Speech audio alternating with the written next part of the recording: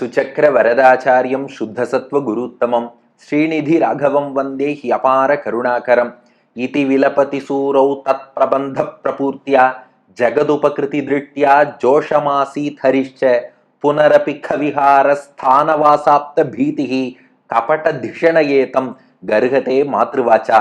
கவசம் கனெக்ட் நேயர்களுக்கு நமஸ்காரம்.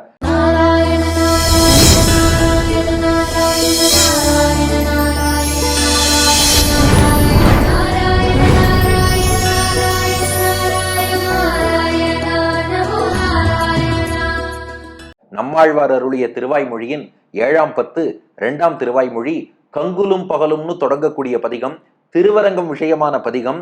நம்மாழ்வார் தாய் பாவமாக பாடக்கூடிய 10 பாசுரங்கள். அந்த 10 பாசுரங்களைத்தான் நாம் இப்போது அனுபவித்து வருகிறோம். இந்த பதிகம் 10 பாசுரங்களின் சாரம் என்னன்னா, அடியார்களுடைய புலம்பல்களை தீர்த்து வைப்பவர் திருவரங்கநாதன் என்னும் குணத்தை காட்டுகிறார். அதுல 3வது பாசுரத்தை இன்றைய தினம் நாம் காண உள்ளோம். இந்த 3வது பாசுரத்துல அடியார்களின் புலம்பல்களை தீர்க்க வேண்டும் என்பதற்காகத்தான் நாம் கண்களால் காணும்படி பகவான் அவதரிக்கிறார் என்பதை காட்டுகிறார். ஒவ்வொரு பாட்டிலும் ஒரு காரணத்தை சொல்லி, இந்த காரணத்தால் நம் புலம்பலை தீர்த்துப்பவர் பெருமாள். இப்ப 3ஆம் பாட்டுல என்ன காரணம்னா, அப்பப்ப அவதாரம் பண்றாரே, எதுக்குன்னா அடியார்கள் துன்புறுகிறார்கள், வருத்தத்தால் புலம்புகிறார்கள், அதை தீர்த்து வைக்கத்தான் பூமியில அவதாரம் பண்றான். அப்படி அவதாரம் எல்லாம் பண்ணும் நீ என் மகளையும் ரட்சிக்க வேண்டும்னு தாய் வேண்டுகிறாள். 3வது பாசுரம், காட்சி உங்கள் மனத்திரையை திறந்து கொள்ளுங்கள். திருவரங்கம் உபய காவிரி மத்தியிலே ஆதிசேஷன் மீது பெருமாள் பள்ளி கொண்டிருக்கிறார். பராங்குஷ நாயகி நம்மாழ்வாருடைய பெண் பாவம் அந்த அரங்கனை பிரிந்து துடித்து கொண்டிருக்கிறாள். அந்த பெண்ணை கையில் எடுத்துக்கொண்டு பராங்குஷ நாயகி நேரா திருவரங்கநாதன் முன்பு வருகிறாள். அந்த பெருமாள் திருவடியில் அந்த குழந்தை, அந்த பெண் குழந்தையை கடத்திட்டு, இந்த பராங்குஷ நாயகியை இப்படி படுத்துகிறாயே, இவளுக்கு நீ இனி என்ன செய்ய போகிறாய், இனி என்ன அனுகிரகம் பண்ண போகிறாய், இதுவரை 2 பாட்டுல கேட்டா. இப்போ 3ஆம் பாட்டுல அந்த தாய் என்ன சொல்றா, நீ இனிமே என்ன பண்ண போறேங்கிறது அப்புறம் இருக்கட்டும், இதுவரை என் பொண்ணை என்னப்பா பண்ண, இப்படி என் பொண்ணு துடிக்கிறாளே, நீ மாய மருந்து ஏதாவது பண்ணியா, அல்லது மாயாஜாலம் ஏதாவது பண்ணினாயா, இவளை மயக்கினாயா, என் பொண்ணு இப்படி தவிக்கிறாளே, முதல் 2 பாட்டுல இனி இவளுக்கு என்ன பதில் சொல்ல போறேன்னு கேட்டேன்.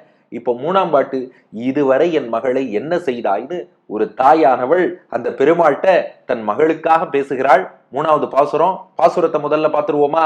வட்கிழல் இறையும் மணிவண்ணா என்னும் வானமே நோக்கும் மையாக்கும் உட்குடை அசுரர் உயிரெல்லாம் உண்ட ஒருவனே என்னும் உள் உருகும் கட்கிலி உன்னை காணுமாறு அருளாய் காகுத்தா கண்ணனே என்னும் திட்கொடி மதில் சூழ் திருவரங்கத்தாய் இவள் திறத்து என் செய்திட்டாயே. முந்தைய பாசுரங்களுக்கும் இதுக்கும் வித்தியாசம் பாருங்க. என் செய்கின்றாயேன்னு இதுவரை வரும், இனிமே நீ என்ன பண்ண போறேன்னு. இந்த பாட்டு மட்டும் என் செய்திட்டாயே, இது வரைக்கும் என்னப்பா பண்ணி வச்ச என்ன, வட்கிழல் இறையும் மணிவண்ணா என்னும் வானமே நோக்கும் மையாக்கும் உட்குடை அசுரர் உயிரெல்லாம் உண்ட ஒருவனே என்னும் உள் உருகும் கட்கிலி உன்னை காணுமாறு அருளாய் காகுத்தா கண்ணனே என்னும் திட்கொடி மதில் சூழ் திருவரங்கத்தாய் இவள் திறத்து என் செய்திட்டாயே. இந்த அம்மா நேரா பெருமாள்கிட்ட போய் கேட்கிறாளாம், பராங்குஷ நாயகியின் தாய், என் பொண்ணை என்ன பண்ணேன்னா. பெருமாள் கேட்டாராம், ஏன் உன் பொண்ணு என்ன பண்ணான்னார். அதுக்கு அந்த தாய் பதில் சொல்றாளாம், என் பொண்ணு 3 விஷயம் பண்றா, 3 ரொம்ப அப்நார்மலா, இயற்கைக்கு மாறுபட்டதா தெரியறது, அதனாலதான் கேட்கிறேன், என் பொண்ணை நீ என்ன பண்ண, அது என்ன 3 விஷயம் அப்படின்னு கேட்கிறார் பெரிய பெருமாள். அதுக்கு அந்த தாய் ஒன்னொன்னா சொல்றா. முதல்ல அந்த பொண்ணு என்ன பண்றாளாம், வட்கிழல் இறையும் மணிவண்ணா என்னும் வானமே நோக்கும் மையாக்கும். முதல் விஷயம், வட்கு இழல் இறையும். தமிழ்ல வட்குனா வெட்கம்னு அர்த்தம். வட்கு இழல்னா என் பொண்ணு வெட்கத்தையே இழந்து விட்டாள். ஏன்னா பொதுவா பெண்களுக்கு அச்சம், மடம், நாணம், பயிர்ப்பு, அந்த நாணம் வெட்கம்ங்கிறது முக்கிய குணம்னு சொல்லுவார்கள். வட்கு இழல், வெட்கமே இல்லாம போயிட்டா. அதுவும் எப்படின்னா, இறையும், இறைனா துளியூண்டு கொஞ்சோண்டு, இறையும்னா கொஞ்சம் கூட. வட்கிழல், என் பொண்ணுக்கு வெட்கமே இல்லைன்னாலாம் தாயார். பெருமாள் கேட்டாராம், ஏம்மா உன் பொண்ணுக்கு வெட்கம் இல்லைன்னு எதை வச்சு சொல்ற. ஏன்னா வட்கிழல் இறையும் மணிவண்ணா என்னும், மணிவண்ணா மணிவண்ணா மணிவண்ணான்னு உன் பேரை சொல்லிட்டே இருக்கா. நீலமணி போல் வண்ணம் படைத்த மணிவண்ணா என்று உன் பேரை என் முன்னாடி சொல்லிட்டே இருக்கா. அதனாலதான் சொல்றேன், என் பொண்ணுக்கு வெட்கம் இல்லை. புரியலையேன்னார் பெருமாள். அதுக்கு அந்த பராங்குஷ நாயகியின் தாய் சொல்றாளாம், எந்த பொண்ணாவது தன் அம்மாவுக்கு நேர தன் காதல் கணவனின் பேரை சொல்லுவாளா? பராங்குஷ நாயகி அந்த மணிவண்ணனான ரங்கநாதனை தானே காதலிக்கிறா, அவனைத்தானே மணந்துக்க போறா. கணவன் பேரை சொல்வாளா? பேரை சொல்லலாமா? கணவன் பேரை சொல்லலாமா? ஊரை சொன்னாலும் உறவை சொன்னாலும் உற்றாரிடத்தில் எதனை சொன்னாலும் அத்தான் என்றால் பெருகாதா, அன்பே என்றால் உருகாதா, கண்ணா என்றால் மயங்காதா, காதல் அதிலே விளங்காதா, மானே என்றும் தேன் என்றும் மயிலே என்றும் குயில் என்றும் நீ என்னை அழைப்பது எப்படியோ நான் உன்னை அழைப்பேன் அப்படியே. ஆனால் பேரை சொல்லலாமா? எந்த மனைவியும் கணவன் பேரை சொல்ல மாட்டாளே.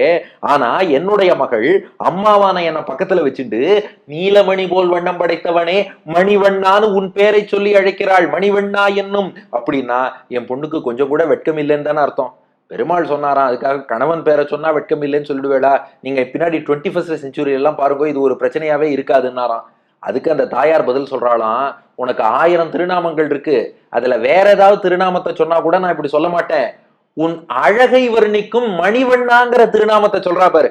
மணிவண்ணன்னா நீலமணி போல் வண்ணம் படைத்தவன் அர்த்தம். கணவனை பேர் சொல்லி அழைக்கக்கூடிய மனைவி கூட அவ அம்மாவை கூப்பிட்டு வச்சு, என் கணவர் இருக்காரே அவரோட உடம்ப பார்த்தேன்னு வச்சுக்கோ, ஏன் இந்த நீலமணி இந்திர நீலக்கல் அதை உடைச்சா அதன் உட்புறம் எப்படி பளபள நீல வண்ணத்துல பிரகாசிக்குமோ அப்படி அழகா இருப்பார். எங்கேயாவது அம்மா கிட்ட பொண்ணு இந்த மாதிரி கணவனோட அழக சொல்லுவாளா? ஆனா என் பொண்ணு என்னை எதிரில் வைத்துக் கொண்டு வட்கிழல் இறையும் வெட்கமில்லாமல் உன் பேரை சொல்வது மட்டும் இல்லை, அந்த பேரின் வாயிலாக, மணிவண்ணன்கிற பெயரின் வாயிலாக, உன் திருநாமத்தின் வாயிலாக உன் அழக சொல்லிட்டு இருக்கா. அதனாலதான் சொல்றேன், வட்கிழல் இறையும் மணிவண்ணா என்னும். மணிவண்ணானவ சொல்லி கொண்டிருக்கிறாள். சொல்லிட்டு உடனே என்ன பண்றாளாம், அன்று கஜேந்திரன் ஒரு யானை ஆதிமூலமே நாராயணா ஓ நாகணையாய், நாராயணா ஓ மணிவண்ணா நாகணையாய் வாராய் என் ஆரிடரை நீக்காய்னு கஜேந்திரன் ஒரு யானை உன்னை கூப்பிட்டுது. உடனே நீ வானத்திலேருந்து கருட வாகனத்துல ஓடி வந்த. என் பொண்ணும் வட்கிழல் இறையும் மணிவண்ணா என்னும், இங்கேருந்து மணிவண்ணான்னு சொல்லிட்டு வானமே நோக்கும். வானத்தை பாக்குறாளாம். ஏன்னா அன்று யானை அழைத்த போது வந்த பகவான் இந்த பெண் அழைக்கும் போதும் ஓடி வருவான்னு நம்பி வானத்தை பாக்குறா. வானமே நோக்கும். ஆனா நீ கருட வாகனத்துல ஓடி வரல, அதனால மையாக்கும். மைனா இந்த இடத்துல மயக்கம்னு அர்த்தம். மையாக்கும்னா நீ வராமையாலே மயங்கி கீழே விழுந்துடுறா. இதுதான் என் பொண்ணு செய்யக்கூடிய முதல் செயல். வெட்கமே இல்லாம எனக்கு எதிர மணிவண்ணான்னு சத்தமா கூப்பிடுறா. நீ கருட வாகனத்துல வருவியான்னு வானத்தை பாக்குறா. வானமே நோக்கும். வரல, மையாக்கும், மயங்கி விழுந்துடுறா. இது முதல் செயல். கொஞ்ச நேரம் ஆறுது. அப்புறம் மயக்கம் தெளிஞ்சு எழுந்துக்கிறாளாம் பராங்குஷ நாயகி. எழுந்ததும் 2வது செயல் பண்றாளாம். அதுதான் பாட்டின் 2வது அடி.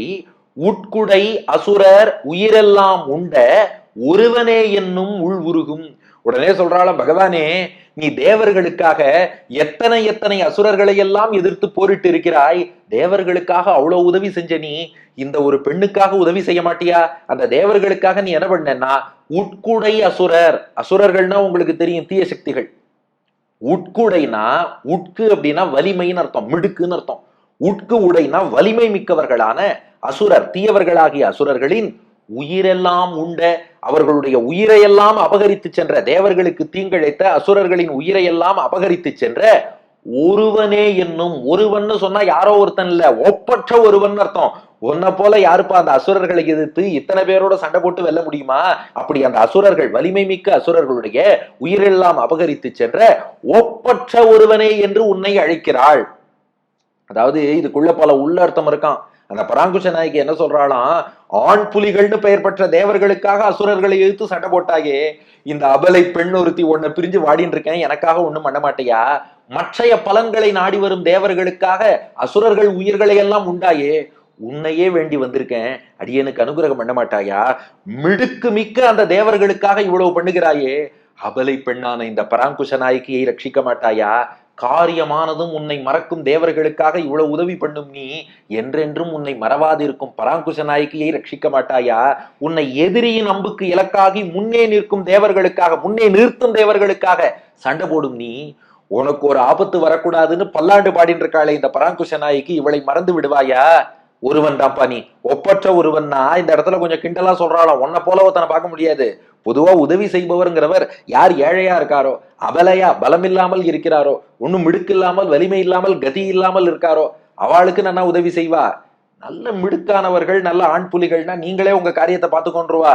ஆனா நீ மட்டும் ஒப்பற்ற ஒருவன். ஏன்னா நீ என்ன பண்ற, ஏற்கனவே எல்லா வலிமையும் உள்ள காரியமானால் மறந்து நன்றி மறக்கும் தேவர்களுக்காக ஓடி ஓடி உட்குடை அசுரர் உயிரெல்லாம் உண்ட ஒருவனே, ஒப்பற்ற ஒருவன் தான்ப்பா நீ. அப்போ வலிமை உள்ள அசுரர்கள் மொத்த பேருடைய உயிரெல்லாம் அபகரித்து சென்று தேவர்களுக்கு உதவக்கூடிய ஒப்பற்ற ஒருவனே என்னும் என்று சொல்லிட்டு, இது கொஞ்சம் குறையாதான் சொன்னாலாம். சொல்லிட்டு உள் உருகும், உள் உருகும்னா உள்ளம் அப்படியே உருகிடுறதான் பராங்குஷ நாயகிக்கு. ஏன்னா எது எப்படியோ, ஆனா அந்த தேவர்களுக்காக எப்படியெல்லாம் அந்த பெருமாள் அருள் புரிந்தார். எத்தனை எத்தனை அசுரர்கள், அது ஒரு இரண்யாக்ஷன் இரண்யகசிபுல இருந்து ஆரம்பிச்சு ராவணன் கும்பகர்ணன்ல இருந்து சிசுபாலன் தந்தவக்தரன் கம்சன்ல இருந்து எத்தனை எத்தனை அசுரர்களால் தேவர்கள் எல்லாம் துன்புற்றார்கள். அசுரர்கள் அரக்கர்கள் பல பல குழு அதுல இருக்கு. அத்தனை பேர்கிட்ட தேவர்களை காப்பாற்றின பகவான் நிச்சயம் நம்மையும் கைவிட மாட்டான்னு நினைச்சா உன் குணத்தை எண்ணி மனசு அப்படியே உருகிடுறாதான் உள் உருகும். அப்ப ரெண்டாவது செயல் கொஞ்சம் தேறி எழுந்ததும் தேவர்களுக்காக இத்தனை அசுரர்களை அழித்த ஒப்பற்ற ஒருவனேன்னு சொல்றா. சொல்லிட்டு என்னை காப்பாத்த மாட்டேங்கிறியேன்னு சொன்னவள் அவர்களெல்லாம் காப்பாத்தின அந்த குணத்தை நினைச்சே உருகி போயிடுறா. மறுபடியும் மயங்கி விழுந்துடுறா. அப்புறம் மூணாவது செயல் என்னன்னா, மறுபடியும் தேறி எழுகிறாளாம். இப்ப இது மூணாவது பாருங்க, 1 2 3ன்னு ஃபர்ஸ்ட் அட்டெம்ப்ட். அது முதல்ல என்ன சொன்னான்னா, வெட்கமே இல்லாமல் மணிவண்ணான்னு கூப்பிட்டா கஜேந்திரனை காப்பாத்த வந்த மாதிரி வருவானான்னு பார்த்தா வரல, விழுந்துட்டா.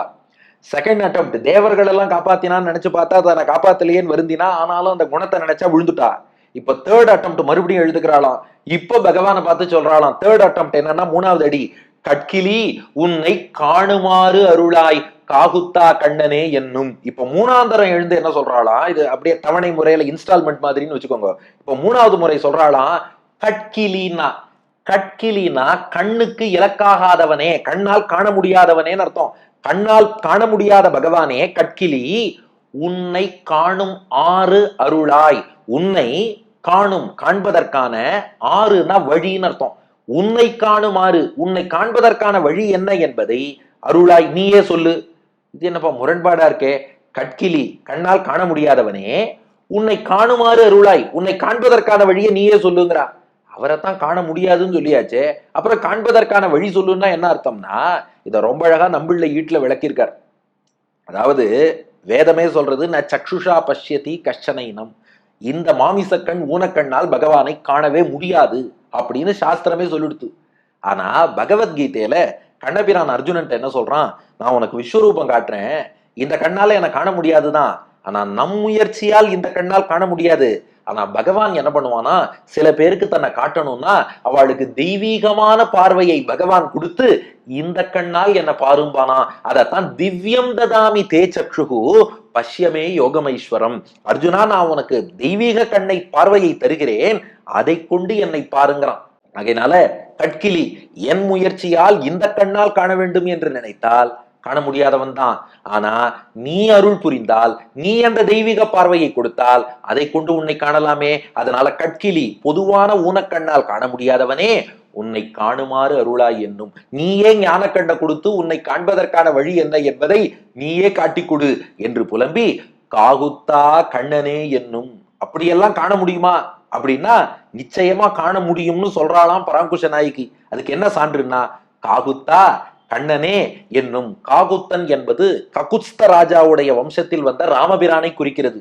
எத்தனை ரிஷிகள் உன் அழகை கண்டு ரசிக்கும்படியாக ரூப சம்ஹனனம் லக்ஷ்மீம் சௌகுமாரியம் சுவேஷதாம் தத்ருஷுகு விஸ்மிதாகாராக ராமஸ்ய வனவாசினகான்னு, வனவாசத்திலே எத்தனை ரிஷிகளுக்கு ராமாவதாரத்தில் கட்கிலி உன்னை காணுமாறருளாய் என்னும்படி உன்னுடைய அழகை விருந்தாக அளித்தாயே காகுத்தா.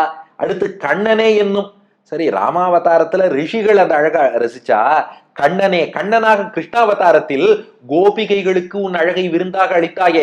தாசாம் ஆவிரபூத் சௌரிஹி ஸ்மயமான முகாம்புஜகா பீதாம்பர தரஸ்ரக்வி சாக்ஷான் மன்மத மன்மதகா என்னும்படி கோபிகைகள் கண்டு ரசிக்கும்படி வந்தாயே.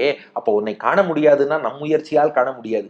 ஆனா கருணையோடு நீ இறங்கி வந்து நீ அந்த தெய்வீக பார்வையை கொடுத்தால் உன்னை காணலாமே, காண அருள் புரின்னு மீண்டும் இயங்குகிறாள். இப்படி 3 படிகளிலே என் மகள் துடிக்கிறாள். அப்ப முதல் படியில என்ன பண்ணான்னா, மணிவண்ணான்னு கூப்பிட்டா வரானான்னு பார்த்தா மயங்கினான். மீண்டும் எழுந்தா, ஆஹா அசுரர்களை எல்லாம் அழித்தாயே, என்னை காக்க வரமாட்டாயா என்று சொன்னாள். மனம் உருகினாள், விழுந்தாள். மீண்டும் எழுந்தவள் காண முடியாதவனே உன்னை காண்பதற்கான வழியை காட்ட மாட்டாயா? காகுத்தா, கண்ணனே, ராமா, கிருஷ்ணா, அதுபோல் எனக்காக வரமாட்டாயாங்கிறா. இந்த மூணையும் சொல்லிட்டு இப்ப இந்த தாய் பராங்குஷ நாயகியின் தாய் ரங்கநாதன் பெரிய பெருமாளை பார்த்து கேட்கிறாளாம், திட்கொடி மதில் சூழ் திருவரங்கத்தாய் இவள் திறத்து என் செய்திட்டாயே. நீ திருவரங்கத்தில் பள்ளி கொண்டிருக்கிறாயே, அந்த அவதார காலத்தில் உன்னை காணாதவர்கள் கூட இப்போது கண்டு அனுபவிக்க திருவரங்கத்துல இருக்க. ஆனா என் மகளுக்கு நீ கோவில்ல காட்சி கொடுத்தா மட்டும் போதாது, உன்னை அணைத்துக் கொள்ள வேண்டும், மணந்து கொள்ள வேண்டும், உன்னோடு உறவாடணும், உரையாடணும், அவ எல்லாம் ஆசைப்படுறா. இதை திருவரங்கத்தில் நீ கொடுக்கலாமே. ஏன்னா அதற்காகத்தான் திட்கொடி. திட்கொடினா திண்மையான திடமான கொடின்னு அர்த்தம். ஸ்ரீரங்கத்துல உள்ள ஒவ்வொரு மதிலும் பார்த்தா உறுதியான கொடி பறக்கிறதாம். அந்த கொடி எதுக்கு பறக்கிறதுனா நம்மள வீட்டுல வியாக்கியானம் பண்றார், அது திட்கொடி, உறுதியான கொடி. என்னன்னா அந்த கொடியை அவிழ்க்காமல் பெருமாள் எப்போதும் கொடி கட்டி பறக்க விட்டு, வாருங்கள் வாருங்கள் பெருமாளை சேவிக்கணும்னு விருப்பம் உள்ளவர்கள்லாம் வாருங்கள்னு அந்த கொடியே ஸ்ரீரங்கத்துக்கு வாங்குவோம்னு அழைக்குமா. அப்படிப்பட்ட திட்கொடி, உறுதியான கொடிகள் நிறைந்த மதில் சூழ், மதில்கள், அந்த மதில் சுவர்கள் சூழ்ந்த திருவரங்கத்தாய், திருவரங்கத்திலே பள்ளி கொண்டிருக்கக்கூடிய பெருமாளே. அப்போ அடியார்கள் எப்போதும் வரலாம் என்று எப்போதும் உறுதியாக வெல்கம் பண்ணக்கூடிய, ஸ்வாகத்தம் சொல்லக்கூடிய திட்கொடி மதில் சூழ், அந்த திடமான கொடிகள் நிறைந்த மதில்கள் சூழ்ந்த திருவரங்கத்திலே பள்ளி கொண்ட பெருமாளே, என் பொண்ணை இது வரைக்கும் என்ன பண்ணேன்னு சொல்லி நீ இனிமே என்ன பண்ண போறேங்கிறத அப்புறம் டிஸ்கஸ் பண்ணலாம்.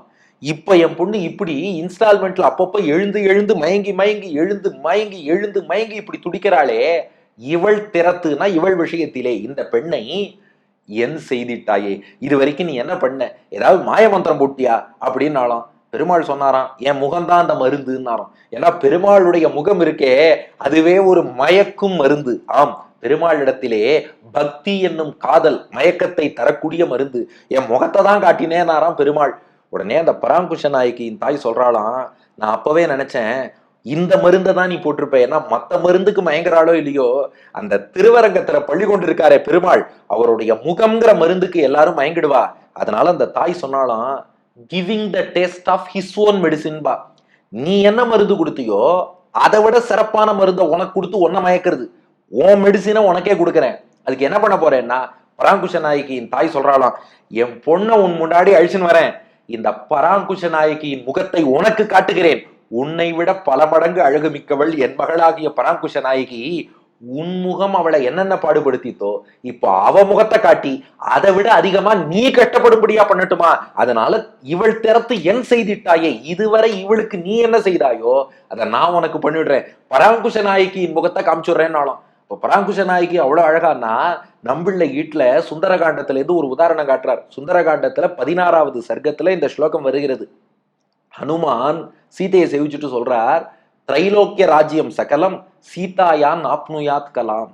நான் இதுவரை ராமன் தான் அழகுன்னு நினைச்சிட்டு இருந்தேன், அசோகவனத்துல இப்பதான் சீதையை சேவிச்சேன். கெட்டிக்காரர் ஹனுமான் சொல்றார், இந்த சீதையின் அழகுல 16ல ஒரு பங்குக்கு கூட ராமன் ஈடாக மாட்டான்ட்டார்.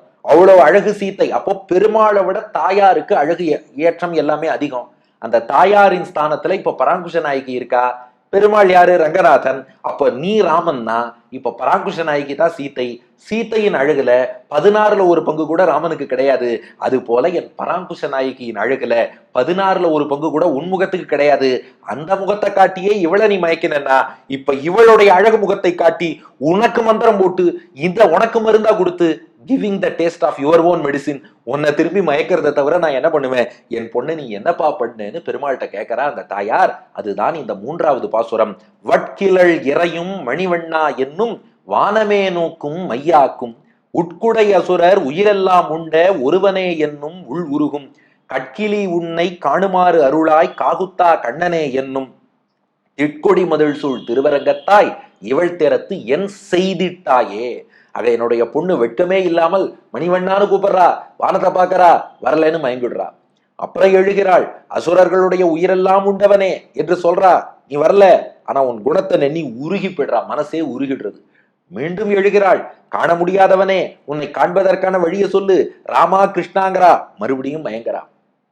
இப்படி என் பெண்ணை திடமான கொடிகள் பறக்கக்கூடிய மதில்கள் சூழ்ந்த திருவரங்கத்தில் பள்ளி கொண்ட பெரிய பெருமாளே, இப்படிப்பட்ட என் பொண்ணு நீ என்ன பண்ண? இதுவரை என்ன செய்தாய்? உன் முகத்தால் மயக்கினாயா என்று அந்த தாய் கேட்பதுதான் இந்த 3வது பாசுரம். இதற்கு மகாவித்வான் வில்லூர் நடாதூர் வெங்கடசேஷாரிய மகாதேசிகன் அருளிய சம்ஸ்கிருத வடிவம். நால்பாப்பி ஹ்ரீரமுஷ்யாக வததி மணி நிபேதி ஈக்ஷதே கஞ்ச முஹ்யதி அத்வைதி ஈகசூர அமரபித் அசுரஹேதி ஏவ பக்தி த்ருதாந்தஹா நேத்ரா கிராஹ்யத்வதீக்ஷோ பதிமுபதிஷகா குத்ஸ்த கிருஷ்ணேதி வக்தி प्रोच्च प्राकारबद्ध ध्वज परिवृत रंगेट्किमस्याश्चकर्था என்பது சம்ஸ்கிருத வடிவம். அடியன் வழங்கும் ஆங்கில வடிவம். She is not shy. She cries out Manivanna and faints. She calls, "Oh, the unparalleled one that consumed the lives of strong demons," and her heart melts. She exclaims, "Oh, the invisible Lord, please show the way to see you. Oh Rama, oh Krishna." O the Lord of Srirangam, with strong flag-laden compounds, what medicine did you give to this girl? என்பது இதற்கான ஆங்கில வடிவம். இப்படி இந்த தாய் பகவானிடத்திலே என் பொண்ணை என்ன பண்ணேன்னு கேட்டா. இனி அடுத்த பாசுரத்துல, பகவானே நீ ரொம்ப தூய்மையானவன்னு பெயர் பெற்றிருக்க, இந்த ஒரு பெண்ணை கைவிட்டு அந்த தூய்மையில ஒரு கரும்புள்ளி வராம பாத்துக்கோன்னு இந்த பராங்குஷ நாயகியின் தாய் பெருமாள்கிட்ட சொல்ல போறா. எப்படி சொன்னான்னு அடுத்த பகுதியில் காண்போமா. நம்மாழ்வார் திருவடிகளே சரணம், எம்பெருமானார் திருவடிகளே சரணம்.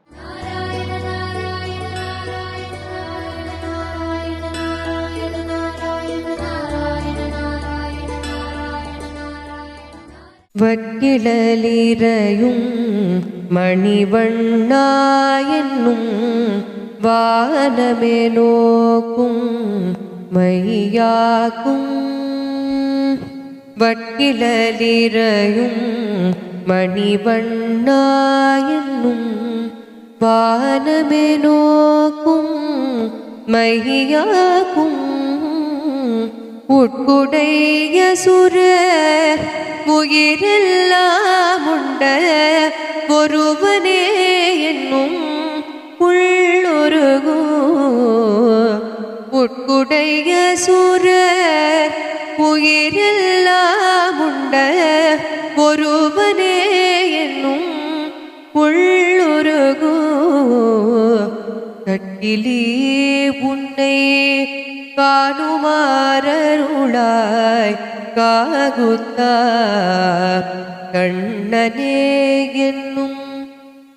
கட்டிலே உன்னை காணுமாறருளாய் காகுத்தா கண்ணனே என்னும். திட்கொடி மதில் சூழ் திருவரங்கத்தாய்